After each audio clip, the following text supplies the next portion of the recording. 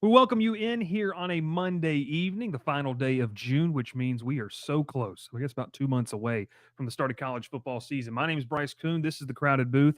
Ralph Leary and Will Mannis, they're going to be joining me here in a second as we give our top 5 college football atmospheres. And then on top of that, we're talking a little bit about this Tommy, Castellanos situation, trash talking Bama. Has it gone well for teams before? And the confidence level that Florida State has going in, I guess, inside that building at the very least, heading into 2025. My name is Bryce Koon, and you're watching The Crowded Booth. Pile in here and make yourself feel at home. The Crowded Booth is coming on. The Crowded Booth with Bryce Koon.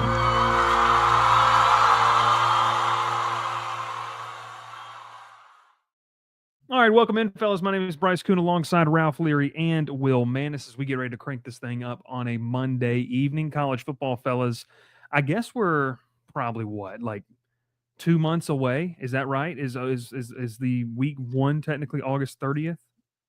Or the 31st? 9 Saturdays left, I think. I think it was 9 Saturdays after this past Saturday. So I think you're right on the money there. Week one of college football is well, technically, keep week in mind, zero, some of our teams play on Friday night. They do. 2 teams August play 30th. on Friday night. Mm-hmm. That is true. I didn't really think about that. Don't forget, though, about the big one, Iowa State at Kansas State in Dublin, Ireland, August 23rd.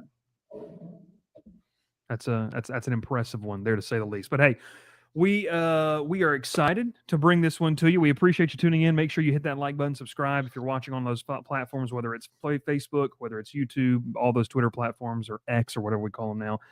Make sure you follow us and head over to the YouTube, get your comments in there as well. Matt says, howdy, howdy. J.R. Burns, what happens when the Tide lays 40 on FSU? We'll talk about that. And then Dr. Bob, you know what I'm curious about? I'm curious. Did John Burns change his username on YouTube? I have no idea. Maybe. John Burns identified himself in the flesh. He might have. Matt says, too bad it's not Bryce's favorite team, Iowa. Banned. Tulane opens with 11:30 a.m. kickoff against Northwestern. It's going to be HOT. Sing it, Ralph. And look, hey. Yes.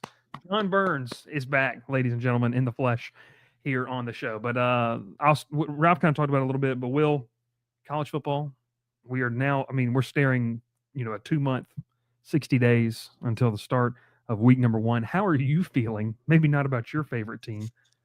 We'll talk about just in general to have games to talk about. We're getting out of the list season. We're getting out of the preseason predictions that we'll do all month of July.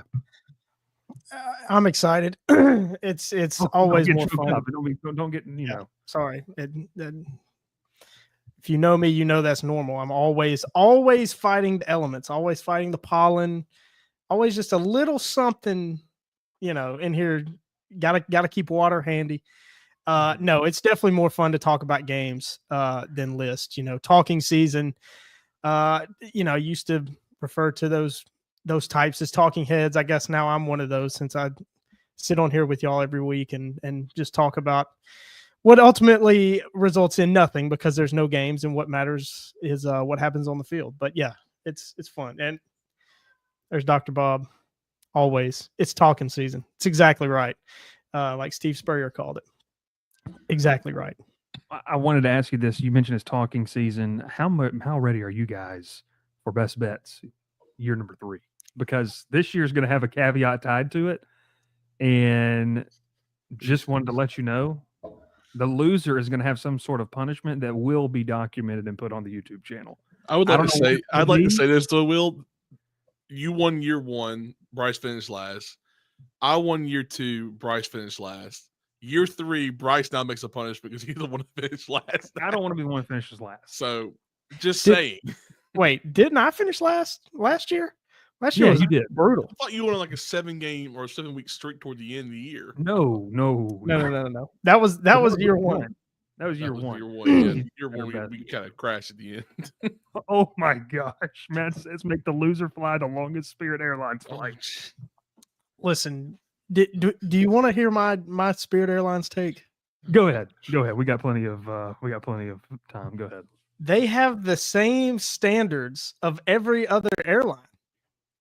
Is it as enjoyable as an experience? Maybe not, but the standards are the same. They have to meet the same standards that Delta does. So the hate, they're easy to joke on, easy to joke about Spirit, but getting from point A to point B is priority number one. Yeah. And they follow the same rules everybody else does. Spoken from the man, Ralph, that builds the planes. That's right. And not getting buys those parts. planes. And buys the parts.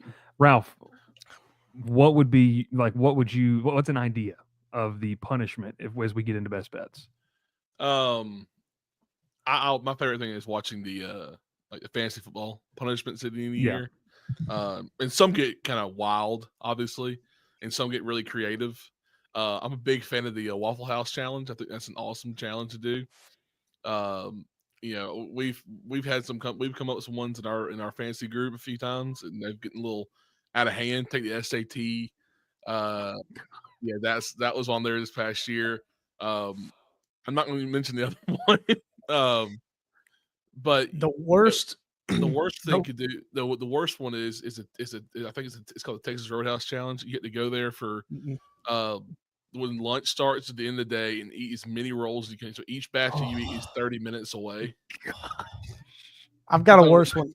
That's diabolical stuff. I have a worse one that I've heard about. They do it at my wife's work. The loser of their fantasy league. Yeah. You have to sit courtside at a WNBA game. You can't have your phone. You have to sit there from the time the doors open until they kick you out after the game. So you're courtside, so everybody at home can watch you on TV and see that you're still there, that you haven't left. Can Caitlin Clark be the other team, please? Yeah, can you at least go watch? I'm sure you can't. No, I'm sure. I think that's the one rule. It can't be a fever game. God, no. Loser has to wash and wax the winner's car. That could be brutal. No, I like this one. Loser has to go to every Rutgers home game.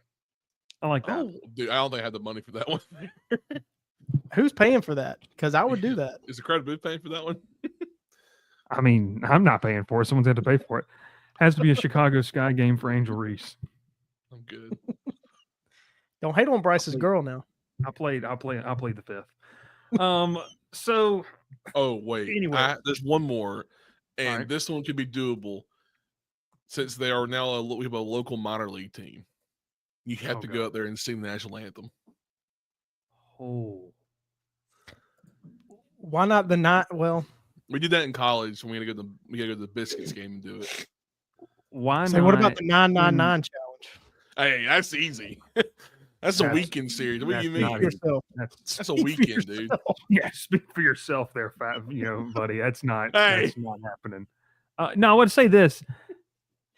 If you're talking about like ultimate punishments, by the way, of like looking at different things, I've seen going back to the singing the national anthem. Do it at we all played there, so we have to give requests.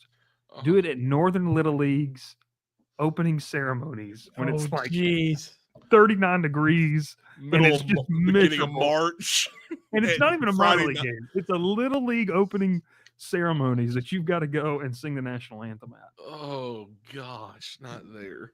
Be better if it wasn't the national anthem. You just sang something. You're the opening act for that. Okay.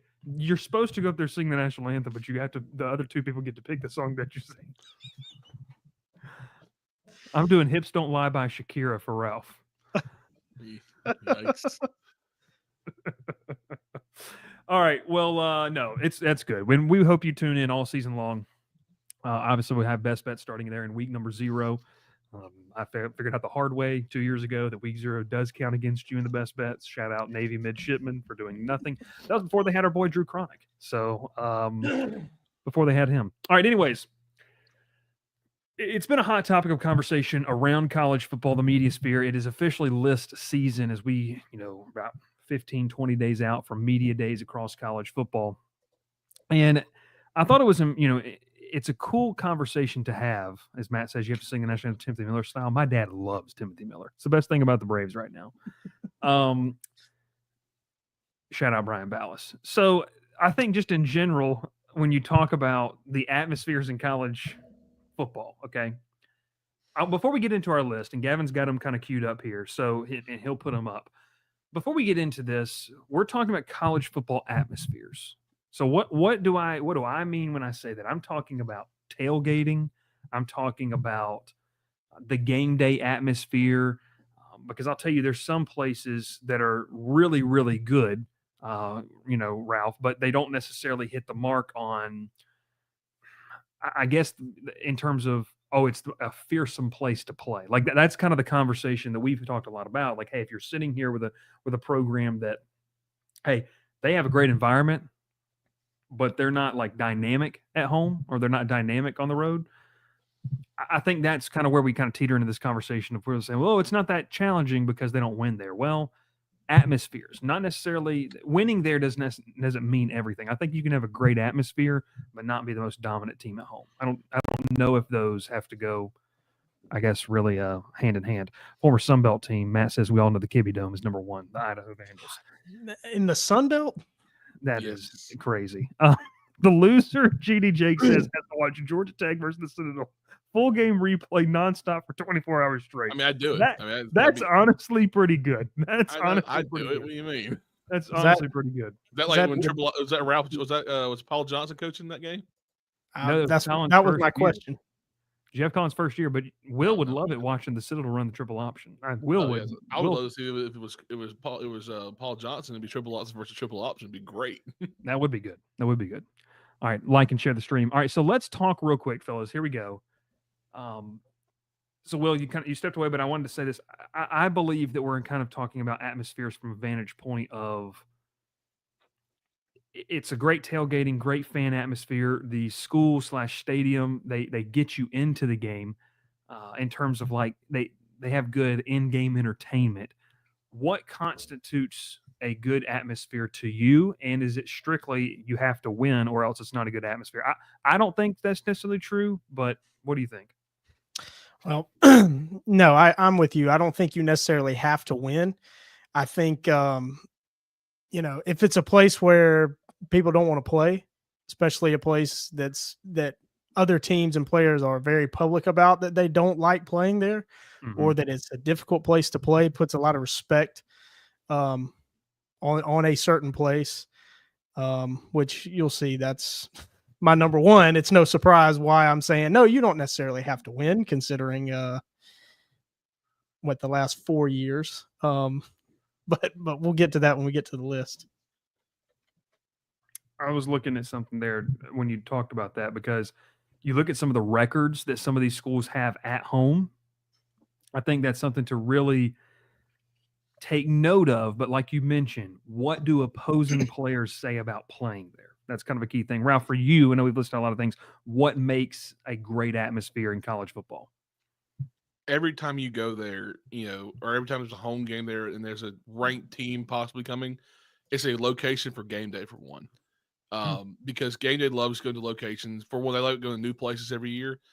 Secondly, they love going to places yearly that just produce some of the best games, best environments. I mean, yearly they're at Sanford Stadium. They're going to go to the Shoe every once in a while. Autzen Stadium, Beaver Stadium. The ones we have, we have them listed tonight. But every time there's a home game there, they're wanting to go there because some of the best venues have incredible tailgate scenes. They have incredible fan bases. Some of the pregame rituals they do on the field are some of the coolest things. I mean, Florida State running out there with I'm not going to try to butcher the name. Is it Chief Osceola?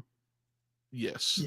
And that, and then throwing the spear in the middle of the field is fun. The USC Trojans running out there and striking the sword in the middle of the field. Some of the coolest traditions. The Eagle fly at Auburn. So those are some of the things they go and they want to see in person. They want to show on the screen. And that's what makes some of these venues so much fun to watch and so much fun to go to. I mean, we've been to. I mean, Bryce, you've obviously seen some of the best venues the past few years. Especially this past season, some of the games you went to. And some of the things they do, I think of like fourth quarter songs. There's a yearly thing now. Like Auburn's got swag surf, which is always fun. Especially a night game. Those are some of the coolest scenes. So I think two, and I'll put this in here before we go into our top five. Ralph confirmed Auburn fan. I think the biggest thing is that it doesn't necessarily have to be at night for it to be crazy. That's a big thing for me too. It helps. Like at night, it's probably one of the best. But like you mentioned, it's just a great place to go watch a football game and take in the pageantry of college football. So, top 5 college football atmospheres. Let's kind of go through this. We've got the first list. Will, a little home cooking. They were the number 1 spot. But No, walk us through. This is totally unbiased. Totally unbiased. Don't forget about that July 1st Nike drop. But this is totally unbiased. I'll read it out for our listeners or listen on podcast form. You have Jordan-Hare Stadium at Auburn, Oregon Autzen Stadium number 2, LSU's Tiger Stadium number 3, Clemson's Memorial Stadium number 4, and Texas A&M Kyle Field at number 5. So SEC, I guess you could say heavy, not as heavy as ours there, but 3 out of 5. 3 out of 5. I think we have maybe more, but kind of walk us through what you like about some of these, what stands out. So, obviously going with Jordan-Hare Stadium number 1, mostly from personal experience. I have had the privilege to see some really, really fun games, some really great games in Auburn history, going all the way back to 2001, Auburn hosting number 1 Florida, winning on a last-second field goal. The kick 6 in 2010, the 2017 Auburn Georgia game, and the Iron Bowl 2017, 2019 Iron Bowl, to name a few. 2018 LSU game where Auburn lost, and like going back to what I said before, I want to rank these based on opponents and opposing coaches and how they feel about these places. In 2018, after that Auburn LSU game, Joe Burrow said that Jordan-Hare Stadium was the loudest stadium he'd ever been in. And remember, he transferred from Ohio State. He was in Penn State, Beaver Stadium? Yeah. Right? In Penn State, and he said Jordan-Hare was louder. The capacity is lower in Jordan-Hare Stadium, but I think the way it's constructed, certainly the passion of the fan base amplifies that. It's 80, I think it's up to 87, 88,000 now with the added seating they did last year. Really loud, really intense place to play. The 2009 Iron Bowl is another one that sticks out, and Auburn lost my first Iron Bowl I got to go to, and then reading online, doing some little bit of research on this. That's one that sticks out for a ton of Auburn fans. How loud it was, in a loss. A typical game. I mean, everybody says Auburn has voodoo, Auburn's got luck, Auburn's got magic, whatever. Part of that is being on the home field with the crowd behind them. Makes it such a tough place to play. Kirby Smart, you hear Kirby Smart all the time talk about Jordan-Hare Stadium is I think he called it a few years ago the hardest place in the world to go play a football game if you're not wearing orange and blue. So Jordan-Hare Stadium gets the respect from everybody else around the SEC. A lot of teams outside the SEC give it the respect. So I have it as number 1. And this place I've been to the most. I've been to a handful of other places and those other places did not make this list, interestingly enough. Number 2, go Autzen Stadium. That's a bucket list place to go. I mean, every time there's a big game, I mean, all you can read about is how loud it got, the decibel levels hitting triple digits there. And it's, certainly outside the Southeast, and it's on the West Coast, which is not really your football footprint. When you think about the passionate fan bases, you think about West Coast football, you think about USC, UCLA. You've got other distractions away from campus, away from the college football. They do it right in Eugene. Very passionate about the Ducks, and they get loud. Big capacity there too. Number 3, I got Tiger Stadium at LSU, Death Valley, one of the 2 Death Valleys. Bryce, you know it firsthand. I've never been down there. Partially the horror stories I've heard from other Auburn fans going down there. But I mean, that place. Part of why it makes the list for me is how hot it is, especially early in the year. I mean, they put thermometers at field level and cut to it during every game, until mid-October, that it's 110, 100, sometimes even 120 degrees on the field. That certainly plays a factor. Of course, it's loud. LSU fans, their reputation is they're kind of nasty. Not saying they go over the line, go over the top with it, but they just kind of have that edge that other fan bases don't have. Makes it certainly a tough place to go. Clemson Memorial Stadium. Bryce, you talked about the winning element. Clemson is a team that just, when they're playing at home, you pretty much just pencil in a win, no matter who they're playing. I don't know, the last time was last year or maybe 2 years ago, the first time that they lost more than one home game. Because I know South Carolina beat them. They lost to there, right? James Conner and Pitt like That's right. 4 or 5 years ago. The South Carolina game, there's probably one that I'm missing, but like when they lost the game to Pitt, I think it broke a big streak. It's very few, so they own it. Of course, they get loud. Capacity's over 100,000. So another bucket list place, for me.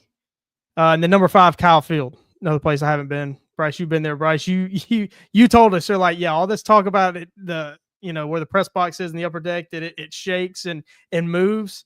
That's real. And that certainly plays into that environment. The 12th man, as much fun as we like to pick it at Texas A&M for that plays into the great environment that it is. And another team tough to win, a tough place to go in on the road and win. So that's my top 5. I think comments on it. I don't have Clemson in mind. I mean, that's one that I've only been to a spring game there, and it was packed out for a spring game. But obviously, I mean, you watch that on TV. That's one of the best in the ACC. That's obviously big. I'll talk about a couple more of them. I don't have Autzen State on mine, but that's one too. I kind of texted y'all. I tried to lean more towards game places that I've been. But yeah, Autzen Stadium only holds 57,000, something like that. Like not a lot of people, but the way that thing's constructed, how it keeps the sound end up there with kind of how high the end zones go, or not the end zones, kind of the press box in the east-west. It's interesting. So I think I like yours. I like it. Very good case to make all of them, and we kind of go from there. All right, let's go. Okay, little tidbit, the Tiger Stadium, the last time LSU lost twice in one season at home was 2016. Lost to Alabama at home 10-0, and lost to Florida 16-10. That was it. Really? The last time they lost 2 in a year. They didn't lose 2 and 22 at home. Yeah, they did. It's been a long time since Auburn's won down there. I know that. Yeah, they got blown out by Tennessee in 2022, right? That was the only one they lost at home. To A&M. They lost to. Right? It was at 8 and 22. That's right. So yeah, they had that god awful blowout loss, 40-13, and what was crazy about that one is that was like the last day game that LSU's had in conference play in the past 5 years. 2021, they lost to Arkansas and Auburn at home. Auburn's only win in Tiger Stadium in the 21st century. So you think about the really good Auburn teams that have had to go down there since 2000, and Auburn's only won one time. Yeah. Interesting stuff. All right. Next up, top 5 college football environments. This is mine. Maybe I got a little home cooking here, but hey, I no longer have a paycheck from them. LSU Tiger Stadium, number 1. Look, I mean, I'm just going to tell you this right now. And, Ralph came to a game, and it was nuts for a non-conference game, night game against South Alabama. There is truly unlike anything in terms of like sports than when you walk in or you're walking around Baton Rouge, walking around campus on a Saturday night. Like it is unbelievable with what they can do and how they're able to do some stuff in terms of like you go back to that Ole Miss game for people who maybe a little more cultured than Will Maness. If you're a fan of Boosie, set it off inside Tiger Stadium was absolutely nuts. I don't know who that is. Yeah. LSU is crazy. And you mentioned how wild the fan base is. It's just different. I mean, Nick Saban said you could, what was it? He said you could smell, was it bourbon? When you got about the 50, all the way out on the 50-yard line. Like it's crazy. Like it is just unbelievable with what they can do. And for most parts, they win. They win there at night. So I think they lost to Alabama last year, but that Ole Miss game, I mean, that was one I stood on the sidelines from the 6-minute mark in the fourth quarter to the end of overtime when Kyron Lacey caught the touchdown pass from Garrett Nussmeier to end the game on the walk-off in overtime. that was an all-time moment in terms of that. So LSU number one in my book.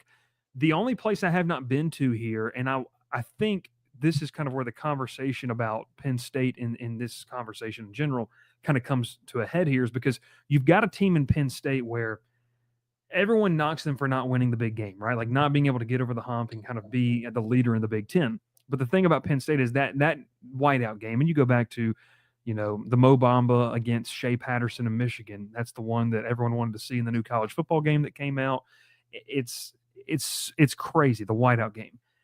Is the whiteout game enough to trump maybe some more suit and tie type of events? I think Penn State's nuts in general, and I think they, to me, have the best Big Ten environment in college football. That's just my take. Like I just think they are. Now there's some really good ones. That to me that's a hard place to go and win, and be comfortable. And teams do win there. Like whiteout games. I know we had this conversation last year, and a lot of people talked about it on social media. Like Penn State doesn't necessarily have a fantastic record in whiteout games, but in terms of environment, it's not just the winning that matters for this. It's in terms of being able to experience college football. I think Penn State's got to be up there for me. Here's Kyle Field, and for me with Texas A&M, you hear about it, right? Like you hear about the 12th man, but I'm going to try to pull this up real quick because I have never in my life, and I'm being serious here. Like the LSU Texas A&M game last year in College Station was the craziest college football environment I've ever been in my entire life. Nuts. It was absolutely insane. From the morning that I went there to do kind of an on-camera hit in front of Kyle Field to 8 o'clock when the game kicked off. Like just one of those things where it was nuts from start to finish. And obviously they win the game, man, but they come out in the blackout jerseys for this one. But it's not just the special effects that go kind of into this. Kyle Field, the way that thing is built, and Will, you kind of mentioned this, the press box literally shakes. Like you're literally shaking there at the top. It's unbelievable. It's crazy. So Kyle Field to me is absolutely nuts. A must play, or must go if you want to watch them play. I know Gavin's in the background. He talked about, if you're an Auburn fan and you want to make one road trip this year, College Station could be fun. That typically those games are pretty nuts anyways. But just in terms of what Kyle Field can bring you, College Station doesn't have a lot. They've got Texas A&M football and Aggie football, and they love it. Number 4, Auburn for me, Jordan-Hare Stadium. Guys, I really go back to 2017. Georgia rolled in there, and I was sitting at the top freezing my butt off. My now wife, who we were dating at the time, she was mad because I gave away the hot chocolate. They had run out of hot chocolate, by the way. And I gave it to this Auburn fan in front of me, this older guy. He was shivering. I was like, you can have this. Like, it's fine. So Auburn, to me, in terms of smaller venues, compared in the SEC, right? 87,000 outside of the SEC is still a pretty high number. But you got to go experience it. Like it is, Auburn at full blast is unbelievable. You go to that one. I wasn't there. I don't know if you guys were. I think Ralph might have been there. Nope. The Cadillac A&M game? No. Oh, yeah, I was at that one, yes. You were in that one. Like, they were not good. And that place was nuts and crazy. And they've just – it's a very passionate fan base, as you can tell, with how Will – Bryce, let me ask you that 2017 Go ahead. Auburn-Georgia game. I said it that day. I've said it for the last 8 years since, and I want to know what you think about my take. You've heard me say it before. The New England Patriots could have walked into Jordan-Hare Stadium that day, and they would not have beaten Auburn. Yeah, that's pretty safe. That's pretty safe bet. Like, it is unbelievable. Like, I just don't think people understand. And now I'll tell you this, the Weagle, that is one of the weirdest things ever. I will say this, Auburn's borderline a cult. They are. Borderline. Not as bad as Texas A&M, borderline a cult. No. If you think that's bad, you forgot about 2 bits. The fact that we have to sing 2 bits before every game is the biggest. Everybody sits down during 2 bits. Why do we sing 2 bits? I don't know. I hope my aunt's not watching. It's one of her favorite things. All right, can I show you this? We're probably going to get demonetized for this. 2 but I bits just is gotta show great, you. but it just everybody sits down. All right, last thing for you, Florida. I was at Florida LSU. That place is unbelievable. The Swamp is a place that needs to probably get back. Last year with the run that they had, that Ole Miss game was a day game. The place was rocking. That LSU game was crazy. When they throw Blair Tom Petty's "I Won't Back Down," it started the fourth quarter. Ralph, you mentioned songs.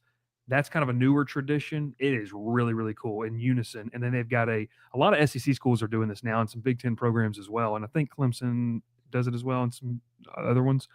The drone show. That's something that's really, really cool that programs have started to do. So Florida's there for me. Okay, I really want to show you guys this because this, to me, going back to what Dr. Bob said, like this to me is. Wait 1 second. Is it going to let me? Can you guys see that on there? Yeah, I see it on there. Okay. Now you're going to hear the broadcast on this, but it is what it is. We got to play it. Oh, I'm trying to get to the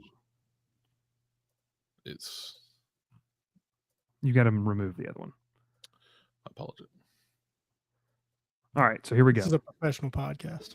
Yeah, we'd like to think so. The Aggies come in here on a 6-game winning streak. In year 1 of Mike Elko, the culture has been changed. The energy is high, and the 12th man ready to impose The way the their stadium will built, on this game. it captures so much 103,000 strong in one of the great venues in college football. The all-white thrill. Yeah, I love the all-white. All right. Uniform game. That's pretty much all I was going to show you. I got to find the other one, though. It's way, way better. Ralph, go ahead and go with yours. But that's my 5. I'm going to find this, and then I think you have the Aggies on there. I do. You do. I'll show it when you get to them. Well, Bryce and I's number 1s and 2s are the same. Tiger Stadium, Beaver Stadium. I got the honor of seeing a LSU home game this past year. It was against South Alabama, but it was intense watching the I want to say the first offensive play for LSU. Bryce was a 79-yard touchdown run, I think, on something like that. It was but the place was, went ballistic. It's one of the coolest environments, one of the coolest stadiums. There's not stairs, it's ramps everywhere. It's just giant, slanted inclines the entire stadium, and Bryce put us in the top deck, so got your steps in that day. The tailgate environment is really cool outside, though. It's one of the cooler environments. And I've been to plenty of Auburn games. I know how impactful Jordan Hare is. I was at Kick 6 as a kid. I was at when Auburn won 6 in a row against Alabama. I've seen some of the best games played there. I don't have in my top 5 just because I wasn't trying to be biased on that one. Because there's 2 on here, 3 on here I really want to go to, and Beaver Stadium is one of them. I've been wanting to go do a Penn State whiteout game for the longest time. I think it's one of the coolest things. I had a friend go there for the Auburn Penn State game a few years ago. She said it was one of the coolest environments. It was their whiteout game against Auburn. I give props to Penn State because they could have a really rough year, and that Penn State whiteout game is still intense. Yeah. I think when I was a kid, I had this. You used to get the little magazines all the time. I used to get the little Sports Illustrated for Kids one, and he opened up like 5 or 6 pages through. It was the Penn State whiteout picture, and there were like 3 or 4 little dots everywhere, which is an orange jersey or orange shirt for an Illinois fan. I just thought it was kind of the funniest thing. But Beaver Stadium obviously is one of the coolest environments. Year in, year out, they always produce some of the louder environments, a little louder games. I'm going to Sanford Stadium because Georgia's absolutely crazy. They are ballistic. They bark at you. It's a Sunday school. Any fan base that barks at you are nuts. That's all I got to say about Georgia. That's a Sunday school environment. I'll let you have that one there. But no, still. I've been to a game there, an Auburn, Georgia game, and it did not get loud. How long ago was that? I sat pretty much where that picture's taken from, too, funny enough. Well, speaking of, shout out to Gavin. These are great, by the way. Shout out Gavin. I'm going Autzen Stadium. Will said it best. It's a bucket list stadium. It really is. I mean, kind of seeing the whole campus of Oregon be really cool one day. Their facilities are beautiful. I've watched 5 or 6 videos on their Nike facility up there. It's awesome. It's they put a lot of money into that facility, into that stadium, and It shows you have a duck that rides a motorcycle out into the field. I mean, come on. I mean, how much more fun could you have out there? In Kyle Field, Bryce, he sent us. I've got the video whenever you're ready. Is it the one that come out in power? Yeah, can we play it real quick and then you can talk about it? Okay. Bryce sent us videos, I think 4 or 5 videos during the game, by the way. Middle of the game is is extremely loud. And he texted us after the press box is shaking. Yeah. That right there shows you how I was loud asleep for those, by the way. Will was asleep because Will was working his weekend shift still. I thought, where are you working weekend shifts? Was this when we FaceTimed? I think he was. No, I think he might have been. Was a different game. Okay. That was a Tech game, wasn't it? Please. Was that when Tech beat Miami 2 years ago? Tech beat Miami 2 years ago. Yeah, I think so. Rough. I felt bad waking you up that night. But still, I my top 5, I got 2 I've been to, and 3 I really want to go to. That's kind of how I pictured it. So, and I know we're doing another one in a minute, Bryce, but Ole Miss has the best tailgate. I just want to clarify this. There is no better tailgate that I've been to than Ole Miss. Yeah. And I'll stand by that. I'm not putting it in the environment because I think the thought gets loud, but I don't think it's nearly as loud as these 5. Well, that is your type of environment, the country club.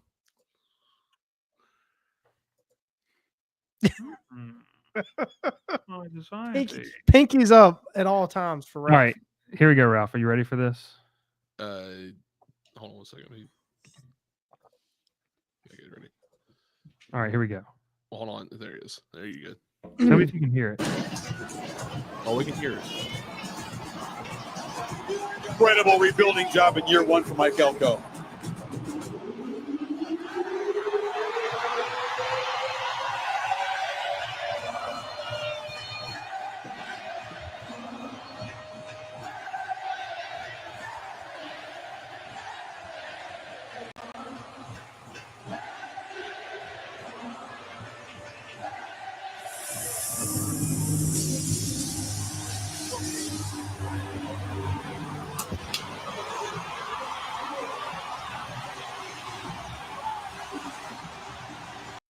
I'm telling you, man. You're getting beat by 50. Unbelievable. Getting beat by 50. Matt says, "Why does Malcolm Mike Elko look lost, buddy?" Because it's a far cry from Dr. Bob's Duke Blue Devils, that's for sure. Look, with what they're he walked out there is like, this don't. I thought we were at the Golden Corral. I have to say, Gavin put in our private chat, I would commit on the spot. I completely agree. If I'm at that game and they're walking out to that, and that's how it goes out, I'm there. I'm texting them mid-game. Hey, coach, I'm coming this fall. 2 things. One, have you ever seen that video of the Mississippi State game where the kid is decommitting in like he's tired the tweet off the video during the middle of the game? Crazy. By the way, the player that did that, so you know, like committed right at the game was now one of the top receivers in 2026 class, Aaron Gregory, out of Georgia. He's from Georgia. So I talked with him. He's like, yeah, that environment was nuts. He was on the show. So, no, man. I mean, look, is there, in terms of environment, we can only speak to what we've really been to and experienced. That's why I threw Penn State on there because I think it is. But man, just some of those, the SEC environments are crazy, and it's how people love football down here. It is different. And I was even listening to some stuff. It's not that like a place like Wisconsin, as we kind of get into what are some of our honorable mentions / sleeping giants in terms of college football atmospheres. And I'll kind of start here. I saw some people saying Alabama, Tennessee. Will, you've said this for a decent amount of time now, but like Alabama's one of those places that big games, man, they show out. And I can only speak from going, obviously, when LSU went there 2 years ago, and the place was nuts, like crazy, awesome atmosphere. Alabama's there. I've been to Tennessee. Tennessee is a really, really good environment too, like amazing. I'd love to go for a night game, obviously there, and have never experienced that. South Carolina was an honorable mention for me because when I went there this past year for an 11 a.m., well, I guess noon kickoff right after college game day, place was crazy. South Carolina is one of the more underrated environments in college football, like that people don't talk about enough outside of the SEC. So those are great. Wisconsin, I think, is an honorable mention for me as well. And then a sleeping giant, I think a place that could really, really take off and probably needs to. because we've already seen it happen. I think Dev put it in the chat earlier. It's Virginia Tech. Like that's mine one that like that place can get nuts, and they just need to be better because that place is probably at its peak. Like I remember that game that was it was a Saturday night game or it was like one of those Labor Day Monday night games when they opened up against Boise State. Remember that Virginia Tech Boise State? The Ohio State game. The Ohio State, yeah. Well, I mean, yeah, Ohio State Boise State. They had like that run of some big time games coming home there for non-conference. Virginia Tech, it can be crazy there as well. So Florida State, I don't know. That's maybe another one. But what will your honorable mention, maybe a couple, and then just a place that you feel like has the potential to turn into a really, really good atmosphere? Well, I'm going to go in the ACC for both of these. My honorable mention is Bobby Dodd Stadium, Georgia Tech, for one reason. That loud, screeching train whistle.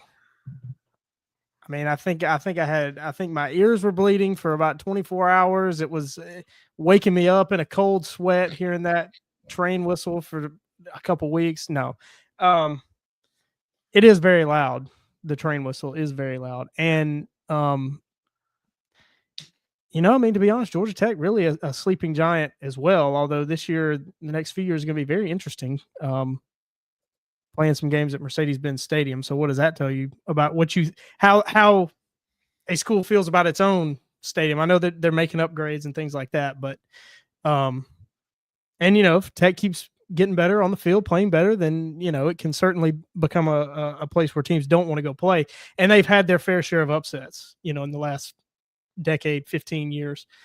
Florida State, Clemson, a couple big ones. They're big whiteout games. Certainly a tough place to go, especially inside the ACC.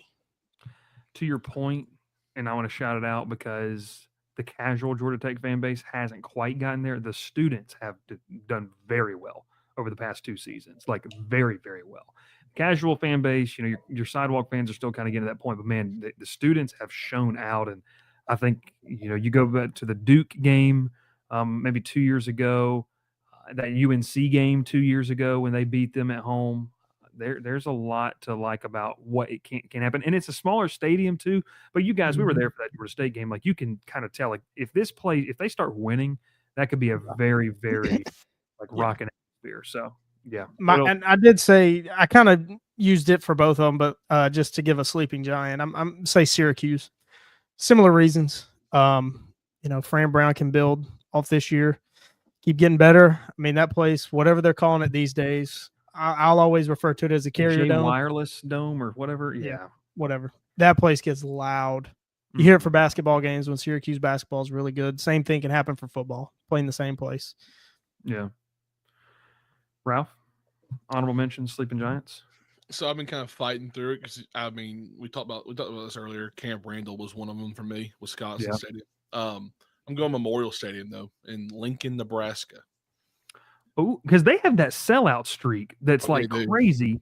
Even the team's been really bad. Yeah, that's good. So they've sold out 403 consecutive games at Memorial Stadium. That dates back to 1962.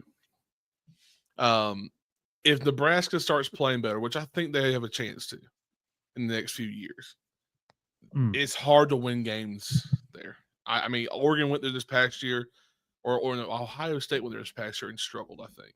That's which one it was. Remember the Colorado game this past year? The Colorado game was crazy. Yeah. It was loud. That was game day, wasn't it? I think. Big noon, I know at least. No, it was a night game. No, I'm saying but it was the big noon kickoff, the show. That's what it's called. Oh. They were there for it. But yeah, and that's what I want to go with. But I kind of want to throw a second one in there because I think with this past year's success and this year's promise and hope is that Arizona State could be a fun place to watch play football this year. What they've done this past year, obviously making the playoffs and winning the Big 12, and the promise that they're going to go back again.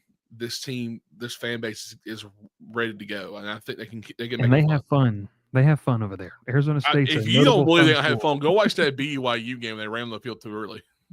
Oh yeah, no, they got a fun place. They got a fun. I think that's a fun one. I don't know what their capacity and what their sellout is, but they are a fun team to watch. They're a fan base that can get rowdy. and they do not care about the heat. They will strive through it. I found that out last year when they played Mississippi State. It was like 108 degrees the entire time, and just sat right through it. No care in the world. Real quick before we head to commercial, and then we'll come back with Thomas Castellanos. One of your worst ones, like a place that you're just like, and it can't be like UMass or Vandy, okay? Like I'll say this, one of mine, Missouri. I think I'm not a fan of Missouri. And this the only reason is because I hate this about college football in some stadiums. It's Miami because they don't play a home game technically. It's the most disappointing thing about Miami. That really is. If they had a home stadium on campus, it'd be a lot better, I feel like. It's also Miami. There's better things to do than go watch a mediocre football team. Well, Dr. Bob says Wake Forest was pretty dumpy. Dr. Bob, we were trying to stay away from the cellar dwellers in the group in the Power Four. It looks great on TV. I'll say that. Looks real nice on TV. It does look good. It does look nice on TV. Anthony, thank you, Anthony. No, it's a Sunday school. No, I feel like I'm in Sunday school. How many times have you been? One time. Okay. I've been for Georgia's biggest rival, Auburn. What year? 2016. When Gus Malzahn insisted playing Sean White when he couldn't pass that the ball. place was rocking for that game. That was I never thought it got loud. That place was I thought it was awesome. That was the game where Georgia had the DB from Alabama that picked. Yeah, he had the pick six to start the second half that won the game. Yeah, Eason played. No, look, Georgia. I mean, Ralph, you mentioned this earlier. Like that Georgia Tech game was nuts last year from an atmosphere standpoint. Best group of five venue. I couldn't tell you. I mean, I like what you say? I was gonna say Boise State. Oh, I thought you said Georgia State, which is what I would say. The venue formerly known as Turner Field holds a special place in my heart. How do you feel about Georgia Southern? I think a Saturday night Georgia Southern against like App State would be a ton of fun. I'll throw one better. I'm gonna go James Madison. What about South Alabama? We've been there. It's a pretty nice little stadium. All right, I'm out of here. Not the old one. Yeah, God, get me out of that old stadium. I'm gonna accompany not the old one, the new one. Y'all need to come down for Duke Tulane at Yeoman. There's no internet connection. Could be great. Could be great. Relax with that one. Tulane could be a good one. San Marcos is fun, I've heard. New Pac-12 team. I'm trying to think outside of that, like G5 teams. Boise, Ralph, is probably pretty fun. I feel like Liberty would be a fun one. Yeah, because they have 5 million students, so good fans are showing up. It's just loud though. FAMU. Now you get to some HBCU games, and to be honest, Jackson State 3 years ago been really fun. That gets out of my realm of expertise. I wouldn't be able to. What about Pitbull Stadium? Yeah, get away from me. FIU. Boca Raton. That's where I want to be. Hey, friends of the show tomorrow. Zach Kitley on the show tomorrow. Could be interesting. Kid Brewer up in the mountains is a cool stadium. Yeah, that's probably that's probably the most picturesque stadium in the country. Baseball stadium too. Baseball stadium, yeah, it's pretty good. All right, we'll come right back when we do. Talking a little Thomas Castellanos, calling out Alabama. Will says he should come get some, and we'll hear from a special guest on what it means to come get some here in a second. So you know where I live, so come get some. Like, for real. I'm just going to be honest, man. He's almost something done so bad. Come get some. Y'all take care. God bless. Your soap is ugh, and your body wash is a synthetic detergent. But you're not a dish. You're a man. Switch to Dr. Squatch Natural Soap for Men. For men who build things. Open pickle jars on the first try. Slay dragons. And let their daughters braid their hair. Men who like to feel good and smell titillating. Dr. Squatch takes you places you never thought you'd go. naked. The one thing I love about that is that every single time I can see Ralph in the background just speaking it as it goes, and he always It's he always does it. infused in my brain. Fused in your brain. Well, we can't play the other ad because Ralph would like it too much. So we can't do that. But hey, Tommy Castellanos, I guess we're calling him now. Tommy Castellanos. Guys, this kind of made headlines last week, and I wanted to kind of give our thoughts on it. This is the quote that Castellanos had. They don't have Nick Saban to save them. I just don't see them stopping me. And then the ACC, I feel like I tore the ACC up by my damn self for the last 2 years, and now I'm with a squad. People can't just sit back in zone coverage and watch me. Let me start off with this, and Matt pretty much sums up what he said. Come get some there pretty evenly. Let me sum this up. You want your quarterback to have confidence about what's happening. Like, I want to make sure we understand that. There's people, if their quarterback said this, they're like, you know what, I love that. And then there's also some people, I know Message Board Geniuses exposed this, like, what in the world are you trying to do here? Obviously, at Florida State plays Alabama to open up the season. But, it's one of those things, guys, where I like the confidence, but good God, coming off the year that you did, like, I imagine that Castellanos is not going to have a ton of media availability, like, to open up the first week. You probably want to die that down if you're the SIDs over there in Tallahassee. I don't know, man. Like, this is one of those things where I love the confidence, but good Lord, that this is just putting it out there.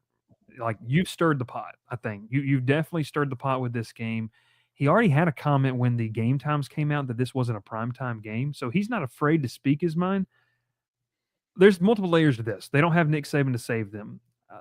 Okay. I don't see them stopping me. The one that was crazy is I feel like I tore the ACC up by myself.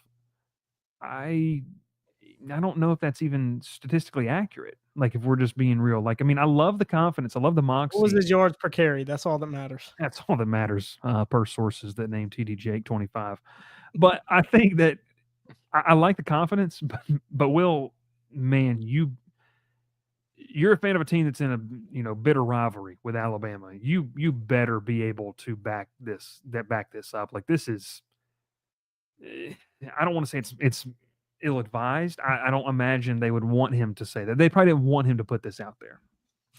Well, number one, as an Auburn fan that does not fear the A with a mullet across the state, inject this into my veins. I love this. I've been sick and tired of it for however long it's gone on, of everybody just acting like Alabama's this big, impossible team to play, that they're so scary, they never lose, they're perfect. Enough. Be competitive, have an edge, want to win more than you hate losing. You know what I mean? That kind of stuff. So, like, I love it. I think I wonder how much of this is coming from his offensive coordinator, because that dude is not scared of Alabama in the slightest. I mean, that guy beat Alabama more than anybody else in the country. Gus Malzahn. Yeah, and I hear you. Gus Malzahn as an OC. I've been telling these guys, been telling Gavin in the background. Gus is an OC. I think that'll be fun to watch. Let him just have control of the offense, not be a head coach. I'm excited. He's got a quarterback that certainly can run. He's got the quarterback for his system. I think it's going to be a fun game. I think everybody kind of writing this one off, that it's just going to be business as usual. So to say for Alabama, we'll be surprised.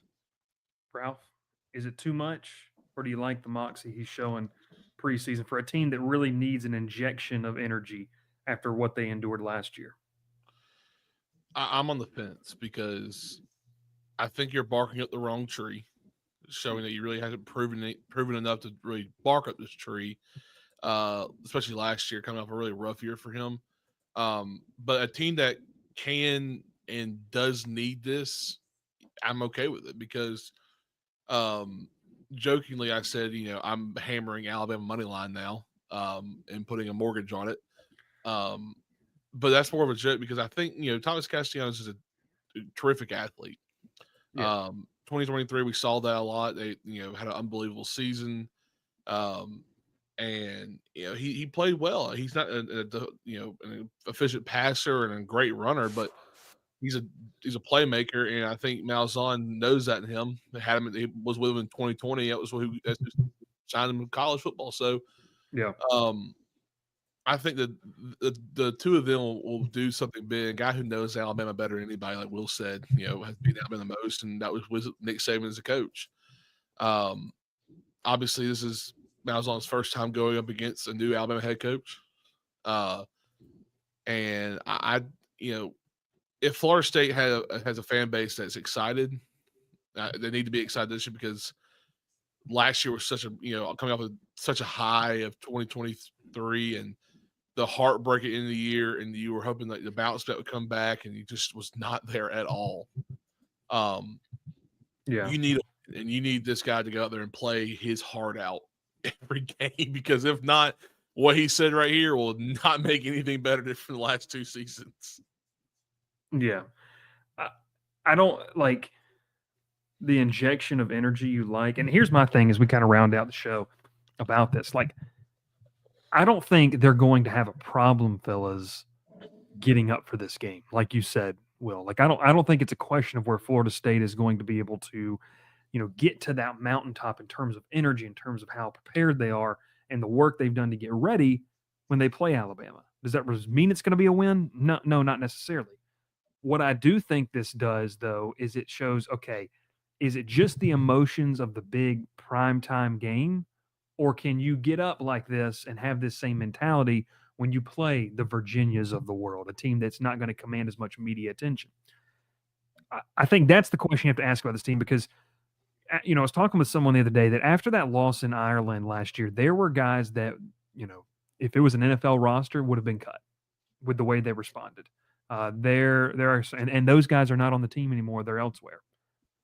So it's one of those things where when you look at how Florida State responded last year, man, I love the moxie. I love the confidence. My concern, though, is this just like all this build up for one game? And even if you win it, like, can you do that week in, week out? Because that's what makes you a championship level team. And I don't think this Florida State roster is championship level in terms of the national championship level. I think they're probably on the outside looking in terms of being an ACC championship level on paper. But the response factor to me is you're going to get up for this game, no doubt about it. It's fun to talk. It's talking season, do all those things. But if you talk like this and you don't show up against, Virginia, I think they play them on a Friday night. If you don't show up for the other teams, man, you're going to be laughed out of Tallahassee. And it won't just be you that's leaving Tallahassee. It's going to be your head coach, your offensive coordinator, and some other ones like that. So I don't know. That to me is kind of the biggest thing. Any final thoughts as we get wrapped up here? Matt says, are we getting back on the Gus bus now? Where you been, Matt? I've never been off the Gus bus. What'd I say last year? KJ Jefferson's going to be in New York as a Heisman finalist, and UCF was going to win the Big 12 and make the playoff. God, I can't wait for our preseason playoff predictions and conference title predictions as we get out of here. But, hey, we appreciate you. Hey, thanks so much for watching. Obviously, top 5 atmospheres in college football. We also kind of went through this Castellanos situation as well. Thanks. We appreciate you tuning in here on a Monday night. What does the show schedule look like? Well, we hope you enjoy your July 4th holiday. We have a great interview with Zach Kitley coming out tomorrow, new head coach of the Florida Atlantic Owls, coming by way of Texas Tech, was also the OC at Western Kentucky before that. He talks a lot about, college football playoff implications at the Group of 5 level, talks a lot about, just how you build a program nowadays and the recruiting hotbed that is South Florida. And Matt hit the nail right on the head. Make sure you hit that like button. Make sure you subscribe to the channel and continue to support us in any way possible as we grow closer and closer to college football season. And yes, we'll be back next week with our live shows as we kind of officially earmark some of the big things happening in college football there as well. Jared Burns, Haynes King at Georgia Tech for the Heisman. He says it's going to take an incredible year. He's Will Mannis. That's Ralph Leary. My name's Can He Stay Healthy? That's Will Mannis. He's Ralph Leary. My name's Bryce Koon. We'll catch you next time here on the Crowded Booth. Pile in here and make yourself feel at home.